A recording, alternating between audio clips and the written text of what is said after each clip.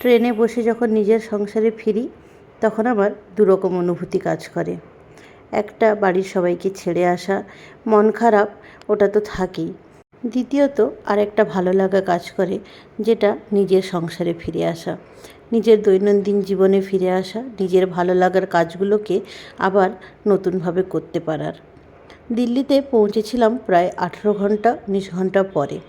দুরন্ততে টাইমটা অনেকটাই কম লাগে, তাই জার্নিটা সেভাবে মনেই হয় না, খুব স্মুথলি মনে হয়। রাতটা ট্রেনেই কেটে যায়, আর দিনের বেলা কিছুক্ষণ সময় আমরা কথা বলতে বলতে আর বাইরের দৃশ্য দেখতে দেখতে কাটিয়ে দিতে পারি। যাই হোক, দিল্লিতে নেমেছিলাম আমরা প্রায় 11টার দিকে। তারপরেই ক্যাব করে সোজা চলে গেছিলাম দিদির বাড়ি ফরিদাবাদ।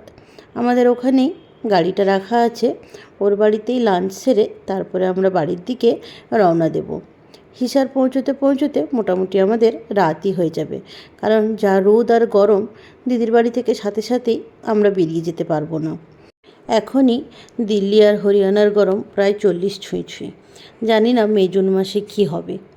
এখানকার সাংঘাতিক গরম কতটা অস্বস্তিকর হয় সেটা আগের বছর থেকে আমরা ফিল করতে পারি।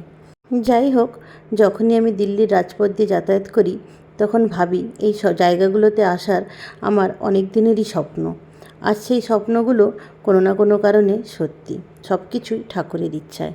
চলো আজ এটুকুই, দেখাবে নেক্সট ভিডিওতে। Follow for more.